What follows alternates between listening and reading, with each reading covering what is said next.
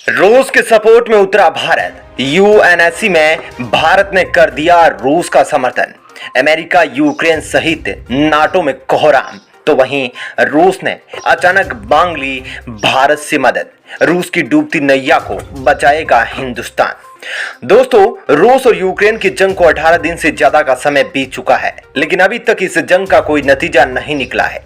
ना ही यह जंग कब रुकेगी इसका कोई संकेत मिला है।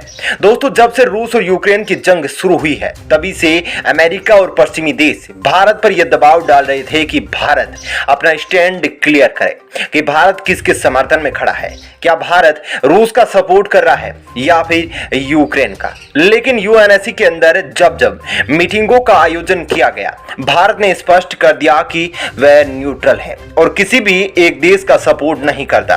परंतु दोस्तों, अब एक बहुत बड़ी खबर आ रही है जिससे अमेरिका और पश्चिमी देशों के अंदर हड़कंप मच गया है। साथ ही दोस्तों, रूस और चीन की खुशी का ठिकाना नहीं रह गया है। दरअसल भारत के जिस रवैये पर सवाल उठ रहा था, उसमें अब भारत ने साफ तौर पर बता दिया है कि वह किसके साथ खड़ा है। यूएनएससी की मीटिंग के अंदर भारत ने रूस का सपोर्ट कर दिया है और साफ तौर पर रूस के पक्ष में बोलते हुए अमेरिका और पश्चिमी देशों को धमकी दे डाली है कि उनकी दादागिरी बर्दाश्त नहीं की जाएगी। क्या कुछ हुआ है, भारत ने रूस का सपोर्ट किस प्रकार से किया है, आपको वीडियो में जानने को मिलेगा। तो वीडियो को अंत तक जरूर देखिएगा। क्या दोस्तों, आप भी चाहते हैं कि भारत रूस के सपोर्ट में कोई बात बोले तो अपना विचार जरूर रखें। आप क्या मानते हैं इस पर। दरअसल दोस्तों, खबर कुछ ऐसी है कि रूस ने हाल ही में आरोप लगाया है अमेरिका पर और यूक्रेन पर कि वह यूक्रेन के अंदर बायोलॉजिकल लैब को संचालित कर रहा है जिसमें खतरनाक जैविक हथियारों का आविष्कार किया जा रहा है। रूस ने यह आरोप लगाते हुए इस मसले पर यूएनएससी के अंदर चर्चा बैठक बुलाई है और रूस से बड़े पैमाने पर अमेरिका, यूक्रेन और पश्चिमी देशों की जांच की मांग कर रहा है, क्योंकि माना जा रहा है कि अमेरिका इन लैब को फंडिंग कर रहा था। रूस के इस आरोप का भारत ने समर्थन कर दिया है। भारत की ओर से सीधा सीधा कह दिया गया है कि वह रूस की मांग को दुनिया भर के हित में देखते हुए एक बड़ी जांच की मांग कर रहा है। दरअसल यूएनएससी के अंदर भारत के स्थायी प्रतिनिधि टीएस त्रिमूर्ति साहब, उन्होंने कहा कि भारत ने हालिया बयानों और यूक्रेन से संबंधित जैविक की गतिविधियों के बारे में व्यापक जानकारी पर ध्यान दिया है।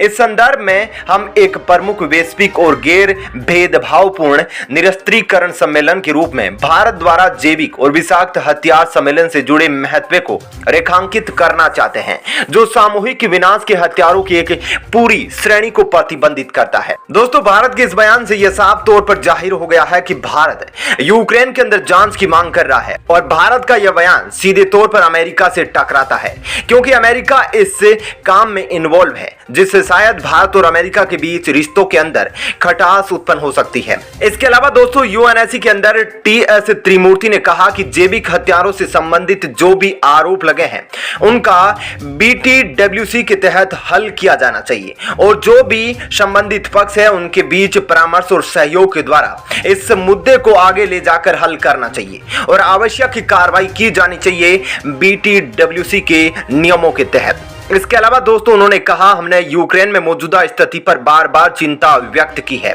हमें पूरी उम्मीद है कि रूस और यूक्रेन के बीच चल रही सीधी बातचीत से शत्रुता समाप्त हो जाएगी। उन्होंने कहा कि कूटनीति और बातचीत के रास्ते के अलावा कोई दूसरा विकल्प नहीं है। उन्होंने कहा, गंभीर मानवीय स्थिति पर तत्काल ध्यान देने की आवश्यकता है। हम एक बार फिर सदस्य देशों से संयुक्त राष्ट्र चार्टर और अंतर्राष्ट्रीय कानूनों के सिद्धांतों का पालन करने और राज्य की संप्रभुता व अखंडता का सम्मान करने का आह्वान करते हैं। दोस्तों, भारत के इन बयानों के बाद चीन कहां पीछे रहने वाला। चीन ने भी अपनी जहरीली जुबान खोलते हुए अमेरिका पर कड़ा प्रहार करते हुए कहा, अमेरिका यूक्रेन के अंदर जैविक हथियार बना रहा है। इससे पहले भी आपको पता है कि एक खबर आई थी जिसके अंदर उसने दावा किया था कि यूक्रेन के अंदर उसे ऐसी 30 लैब मिली जहां पर रासायनिक जैविक हथियारों के निर्माण संबंधी सबूत मिले हैं। रूस ने आरोप लगाते हुए कहा कि पश्चिमी देश ब्रिटेन सहित अमेरिका, यूक्रेन, रूस पर सुरक्षा खतरे को लेकर इस प्रकार के विषाक्त हथियारों के निर्माण में लगे थी, जिसको अंतर्राष्ट्रीय स्तर पर भयंकर तबाही के लिए बैन कर रखा है। इस प्रकार के हथियारों का काम करना पूरी तरह से प्रतिबंधित है, क्योंकि अगर एक बार यह हथियार किसी देश के ऊपर छोड़ दिया गया तो पूरी दुनिया इसकी चपेट में आ सकती है। इसको काबू में करना बहुत ही मुश्किल होता है, जैसा कि कोरोना वायरस के कारण पिछले कुछ वर्षों से दुनिया भर के अंदर तबाही दिखाई दी है। ऐसे में दोस्तों आपके मन में यह सवाल बार बार आ रहा होगा कि जैविक हथियार क्या होते हैं। तो आपको बता दूं कि WHO के अनुसार जैविक हथियार वे वेपन होते हैं जिसमें फफूंद, बैक्टीरिया, वायरस और विषाणुओं को जानबूझकर इंसानों को संक्रमित करने के लिए छोड़ा जाता है, जिसे कि जैविक हथियार कहते हैं। यह हथियार केवल इंसानों ही नहीं बल्कि पूरी सृष्टि के जीव जंतुओं को प्रभावित करते हैं। इनका प्रयोग इंसानों को नुकसान पहुंचाने के लिए होता है। इन हथियारों में सर्वाधिक प्रयोग वायरस का ही होता है, जो एक बड़े भूभाग के अंदर बहुत ही जल्दी अपना प्रभाव छोड़ता है। यह इंसानों के अंदर ऐसी बीमारियों को पैदा कर देते हैं जिससे इंसान या तो मरने लगता है या फिर अपंग हो जाता है या फिर मनोरोग से ग्रसित हो जाता है। ऐसे में दोस्तों आपको बता दूं कि दुनिया के अंदर कम से कम ऐसे 17 देश हैं जिनमें जर्मनी, अमेरिका, चीन, रूस भी शामिल है, जिनके पास जैविक हथियार मौजूद है।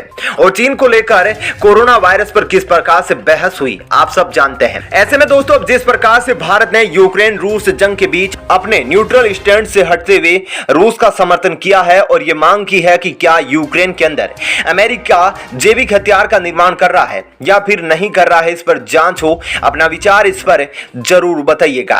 वहीं दोस्तों दूसरी खबर की ओर बढ़े तो दोस्तों यूक्रेन से जारी युद्ध के बीच रूस ने बहुत बड़ी भारत से मदद की अपील कर दी है।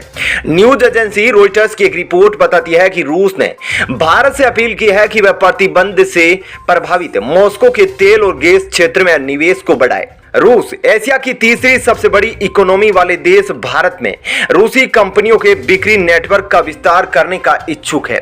1991 में सोवियत संघ के विघटन के बाद रूस की इकोनॉमी सबसे गहरे संकट का सामना कर रही है, क्योंकि पश्चिमी देशों ने यूक्रेन पर आक्रमण करने की वजह से मॉस्को पर गंभीर प्रतिबंध लगा दिए हैं।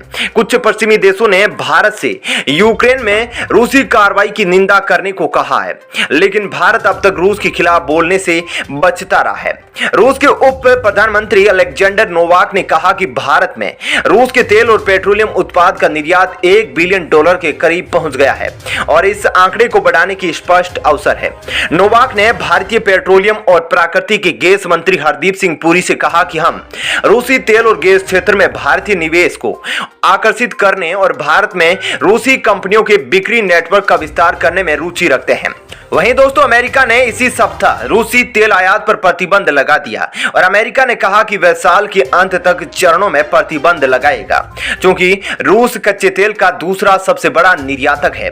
ऐसे में पश्चिमी देशों के फैसलों से वैश्विक ऊर्जा बाजार और बाधित होने की आशंका जताई जा रही है।